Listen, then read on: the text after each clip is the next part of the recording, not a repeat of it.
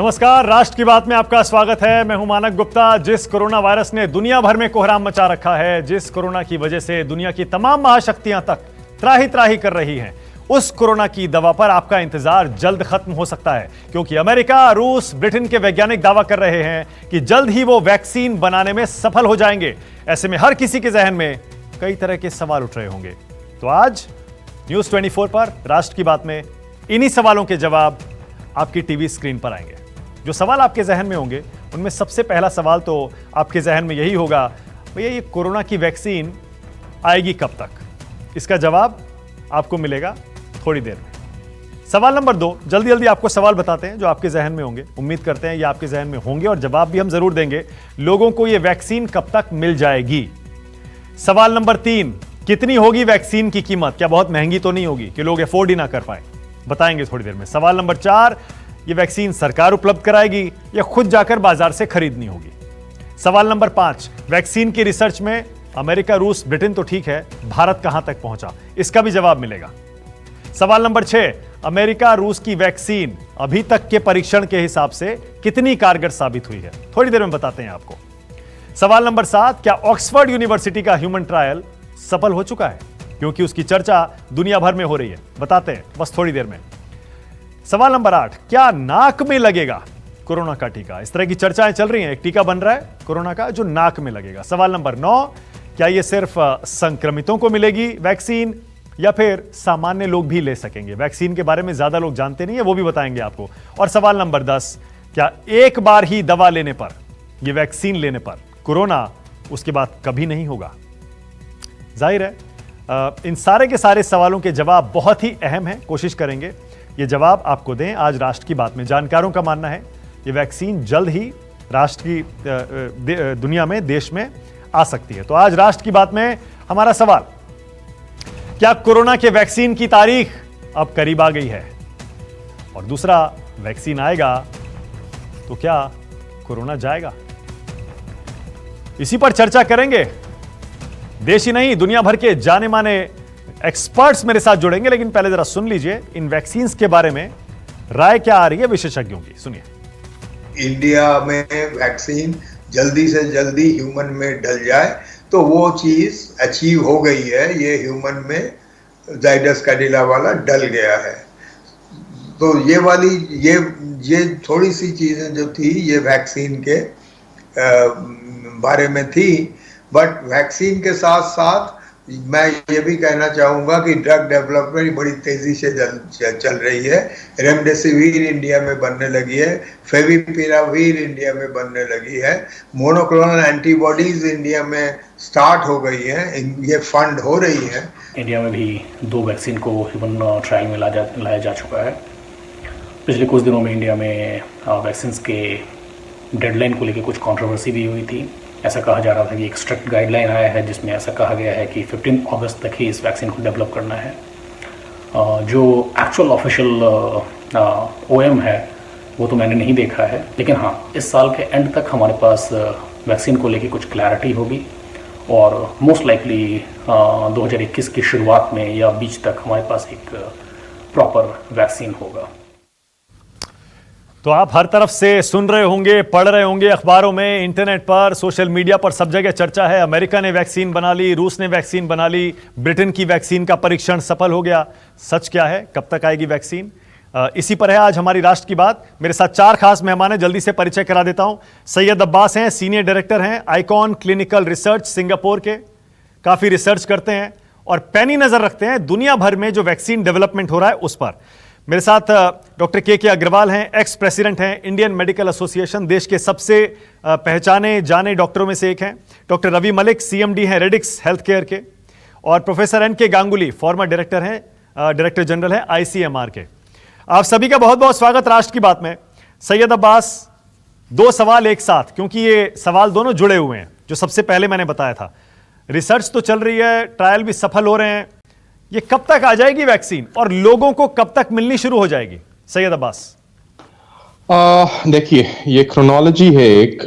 अगर हम बात करें ऑक्सफोर्ड की, आज उसका इनिशियल एक न्यूज़ भी उन्होंने रिलीज की है, प्रेस रिलीज आया है ऑक्सफोर्ड की तरफ से कि उन्होंने 500 सब्जेक्ट में जो ट्रायल किया था इनिशियल, उनका फेज 2 में चल रहा है स्टडी, ब्राजील में फेज 3 में चल रही है, और जो 500 सब्जेक्ट पे उन्होंने ट्रायल किया था उसमें डबल डिफेंस सिस्टम डेवलप हुआ है। तो एंटीबॉडीज भी डेवलप हुई हैं, टी सेल्स भी डेवलप हुए हैं। टी सेल्स जल्दी बता दूं, एक तरह के लिम्फोसाइट्स होते हैं जो सेंट्रली सपोर्ट करते हैं इम्यून सिस्टम को बूस्ट करने के लिए। तो एंटीबॉडीज हो सकता है जल्दी वापस खत्म हो जाए बॉडी से, लेकिन टी सेल्स लंबे समय तक, सालों तक बॉडी में रहते हैं, तो उनका रिजल्ट बड़ा पॉजिटिव आया है। अब ऑक्सफोर्ड का क्या कहना है? Oxford they are aiming for October, कि अक्टूबर में वो एटलीस्ट स्टार्ट कर दें इंसानों पे लगाना, भले वो इमरजेंसी यूज में लेके आए, शुरू में लिमिटेड पॉपुलेशंस को दें, लेकिन अक्टूबर में उनका प्लान है भाई, अक्टूबर नवंबर वैक्सीन को लॉन्च करने का एक तरह से। तो उसके बाद मैं समझूं कि, और ऑक्सफोर्ड के साथ एक बहुत अच्छी चीज ये है, अगर आप रिवाइंड करें कुछ महीनों पहले की बात, तो सीरम इंस्टीट्यूट ऑफ इंडिया के सीईओ आदर पूनावाला जी ने कहा था कि ये वैक्सीन इंडिया में मैन्युफैक्चर होगी। तो अगर ऐसा होता है, सीरम इंस्टीट्यूट ऑफ इंडिया दुनिया की बिगेस्ट फैसिलिटी उनके पास है वैक्सीन मैन्युफैक्चर करने की। If I am not wrong, वो 100 करोड़ से ऊपर वैक्सीन वायल एक साल में बना सकते हैं। और उन्होंने, और सीरम इंस्टीट्यूट से एक बार कॉस्ट का भी आया था कि ₹1000 होंगे इसके। खैर, कमिंग बैक, तो अक्टूबर में स्टार्ट हो जाएगा, और मैन्युफैक्चरिंग में 6 महीना और रख लूं तो अगले 6 से 8 महीने में हम देखना स्टार्ट कर देंगे कि इंसानों पे वैक्सीन ये लग रही है। इनमें से अभी जो सबसे प्रॉमिसिंग है वो ऑक्सफोर्ड की ही दिख रही है। मैं चाइना की भी बात नहीं कर रहा, एक वहां पे भी है, और चाइना की तो मिलिट्री यूज के लिए अप्रूव हो गई है दो वीक पहले।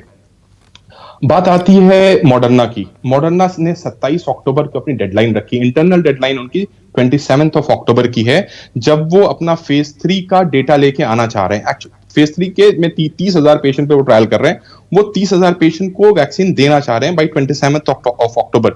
अगर हम उसको मान के चले कि सब सही चलता है, तो नवंबर के आसपास उनके भी रिजल्ट्स आ जाएंगे, उनकी मैन्युफैक्चरिंग भी पहले से स्टार्ट हो जाएगी। तो ओवरऑल अगर मैं सारी चीजों की कड़ियों को जोड़ूं, तो नवंबर दिसंबर के आसपास हमें दिखना स्टार्ट हो जाए कि वैक्सीन लगनी स्टार्ट होगी, भले वो लिमिटेड पॉपुलेशन में लगे या इमरजेंसी यूज के लिए लगे। मॉडर्ना और ऑक्सफोर्ड की, ये दोनों अगर फाइनल स्टेज में सक्सेसफुल होती हैं तो उसके बाद 4 से 6 महीना और, जिसमें ये वाइडली अवेलेबल होना स्टार्ट हो जाएगी।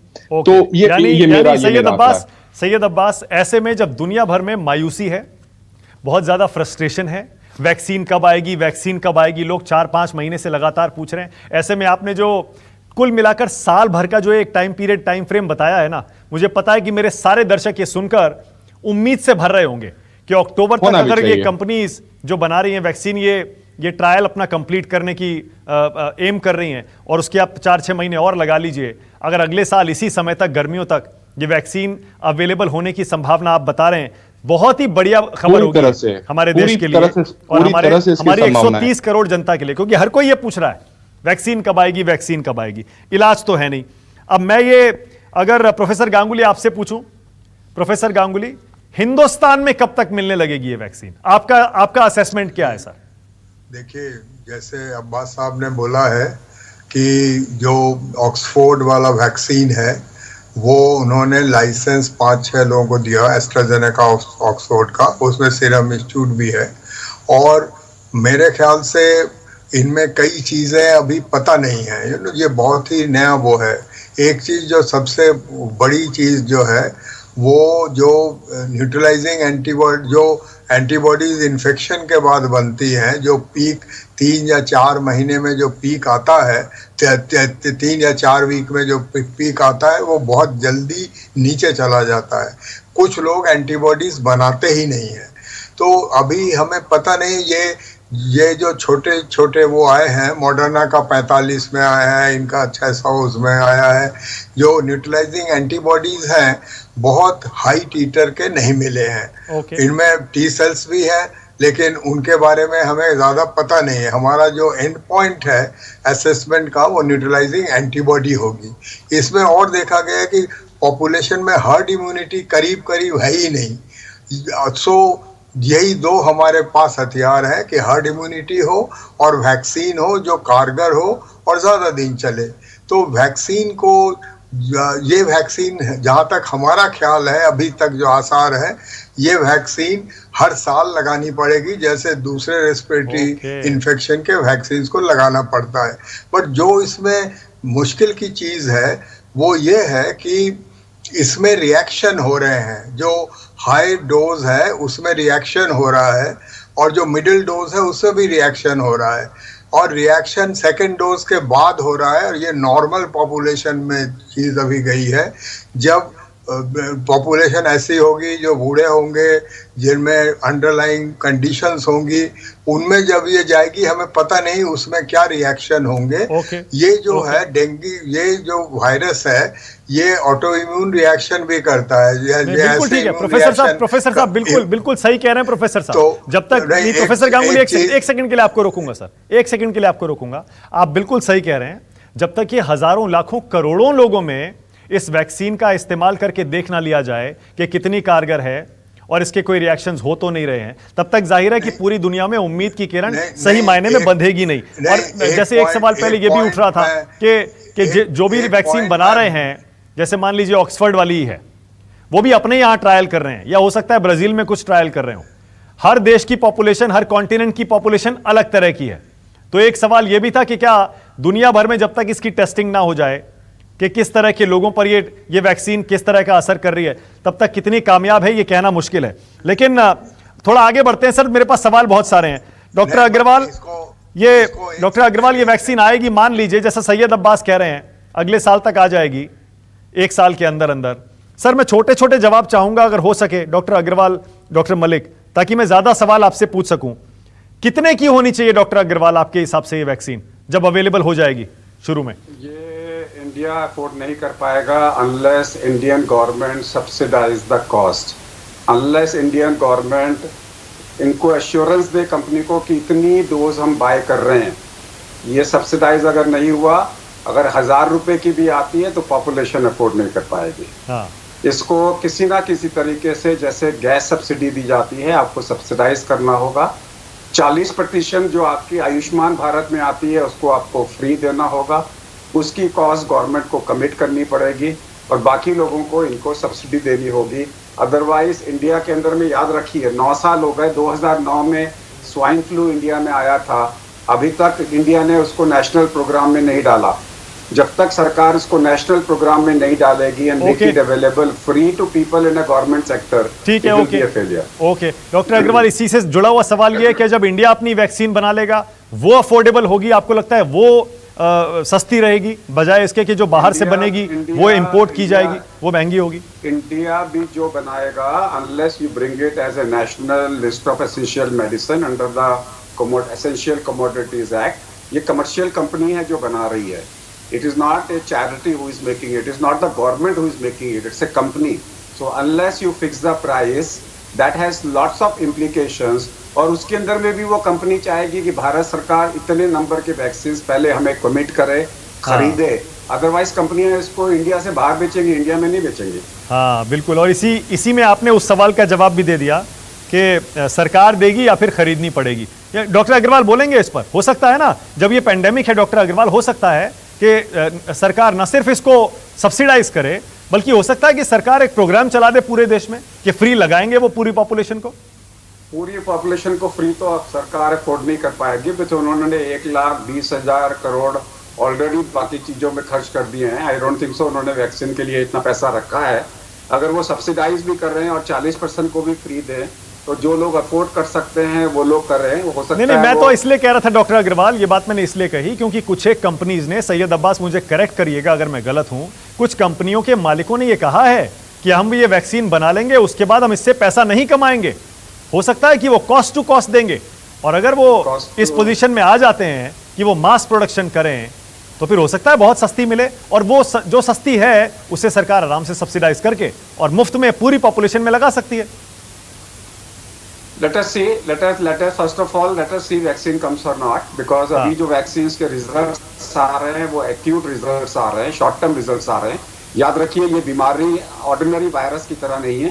We are getting every day post COVID illness which is lasting for 3 months. So इस वक्त में वायरस 9 दिन में जाने के बाद में लोगों को पोस्ट कोविड इन्फ्लेमेशन हो रहा है, पोस्ट कोविड इम्यूनोलॉजिकल रिएक्शंस हो रही हैं, पोस्ट कोविड साइटोकाइन की रिएक्शंस हो रही हैं। ये वैक्सीन इसको बचाएगा कि नहीं बचाएगा, वेयर आर द रिजल्ट्स। ठीक है, ओके, अभी ओके। तो अभी तो सिर्फ इमीडिएट बता रहा है कि एंटीबॉडीज बन रही हैं। Okay, it is not okay, telling doctor us Malik. About post Covid complications. Okay doctor Malik, ये वैक्सीन पर जब अब इतनी चर्चा हो रही है, बहुत सारे लोगों के मन में अभी भी सवाल होगा कि ये वैक्सीन होती क्या है, कैसे काम करती है? क्या सिर्फ जिन लोगों को कोरोना हुआ है उन्हें लगवानी है या फिर हर किसी को लगवानी पड़ेगी? देखिए मानक जी, मैं बताना चाहूंगा, ये बड़े छोटे छोटे सवालों में हमारे जो व्यूअर्स हैं, लेमैन हैं, उनको बहुत इंट्रिकेसीज में ना घुसते हुए मोटी सी बात बतानी चाहिए। वैक्सीन एक तरह का कंपोनेंट होता है उस ऑर्गेनिज्म का जिसके लिए हम प्रोटेक्शन देते हैं।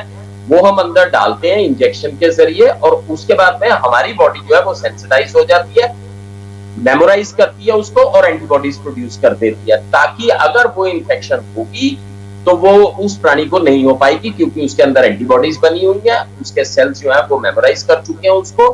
और इस तरह की वैक्सीन तमाम तरह की, सबको हमारे व्यूअर्स को पता है, डिप्थीरिया की है, टेटनस की है, चिकन पॉक्स की है, हेपेटाइटिस ए की, हेपेटाइटिस बी की है, सब वैक्सीन हैं जिसकी वजह से आज हम बीमारियों से बचे हुए हैं। तो वैक्सीन एक बड़ी इंपॉर्टेंट कंपोनेंट है। दूसरी चीज ये है कि कब तक वैक्सीन आएगी, मैं इसमें काफी ऑप्टिमिस्टिक हूं। मुझे लगता है कि हो सकता है 6 महीने के अंदर ही वैक्सीन आ जाए, 1 साल तक ना जाए। हो सकता है वो बहुत मास प्रोडक्शन में ना आए, लेकिन इनिशियल हेल्थ केयर वर्कर्स या हाई रिस्क पॉपुलेशन है उनको।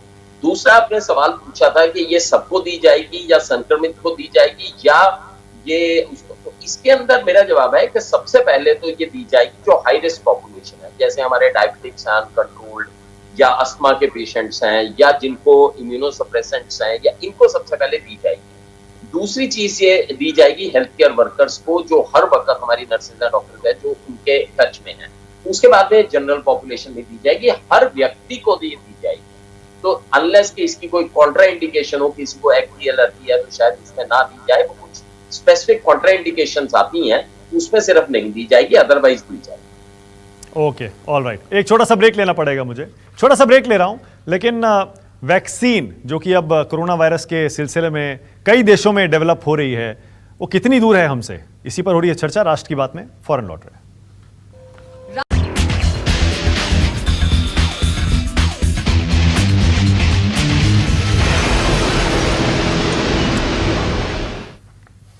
अच्छी खबर है, और खबर यह है कि एक साथ ब्रिटेन, अमेरिका, रूस, हिंदुस्तान, चीन, दुनिया के कई देशों से कोरोना वायरस की वैक्सीन के आगे बढ़ने की खबरें आ रही हैं।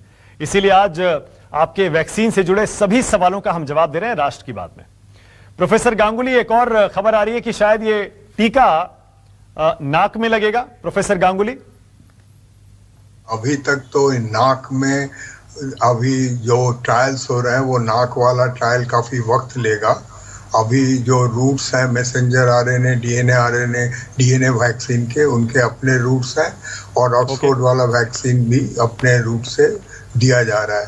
तो अभी ये पैरेंटल रूट्स यूज हो रहे हैं, नाक वाला वैक्सीन बहुत देर से आएगा। पर जो मैं एक आपको बोलना चाहता हूँ, पिछले बार बोल नहीं पाया, बहुत संक्षेप में बोलूंगा कि ऑक्सफोर्ड वैक्सीन मंकीज में अच्छे रिजल्ट्स नहीं लाई थी, और मॉडर्ना वैक्सीन का अगर आप ध्यान से देखो और इनको देखो, इसमें रिएक्शंस काफी हो रहे हैं, कुछ सीरियस एडवर्स रिएक्शंस भी हो रहे हैं। तो हमें पता नहीं है जब ये वैक्सीन कौन सा सक्सेसफुल होगा। ज्यादातर वैक्सीन ट्रायल्स सक्सेसफुल नहीं होते, थोड़े होते हैं।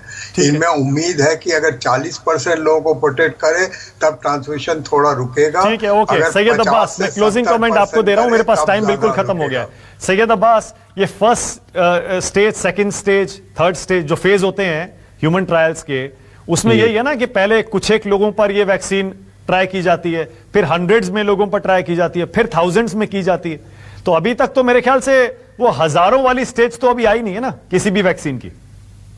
500 ऑक्सफोर्ड की 500 मेरा ख्याल है 500 से ऊपर लोगों पे ट्रायल हो चुका है, और मॉडर्ना 30,000 पेशेंट पे स्टार्ट कर रही है। वो स्टेज नहीं आई है, इसीलिए इनिशियल डेटा बहुत पॉजिटिव आया है। मैं डॉक्टर गांगुली इज की लीडर, और उनकी बात से मैं सहमत भी हूं ऑफ कोर्स, और लेकिन अभी जो इनिशियल डेटा आया है उसके हिसाब से इवन ऑक्सफोर्ड के साइंटिस्ट भी काफी पॉजिटिव हैं, उनको लग रहा है कि हमारी उनकी वैक्सीन सक्सेसफुल होगी, looking at the immune system, looking at the antibodies जो डेवलप हुई हैं। थोड़ा टाइम और लगेगा, बट मेरे पास आज टाइम खत्म हो रहा है, लेकिन अब जब वैक्सीन हमसे इतना करीब आ गई है तो फिर बातचीत करेंगे। अब तो ये चर्चा चलती रहेगी जब तक वैक्सीन आ नहीं जाती और लोगों को मिलने नहीं लग जाती। आज के लिए बहुत बहुत शुक्रिया आप सबका, बहुत बहुत शुक्रिया।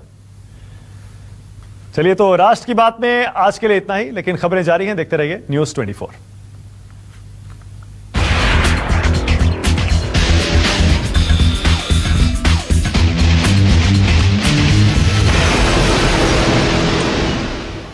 नमस्कार, मैं हूं मानक गुप्ता। अगर आपको हमारा ये वीडियो पसंद आया हो तो इसे लाइक और शेयर जरूर करें, और हां, हमें सब्सक्राइब और फॉलो करना ना भूलें ताकि आप देश और दुनिया की कोई खबर मिस ना करें। तो जुड़े रहिए हमारे साथ और देखते रहिए न्यूज़ 24।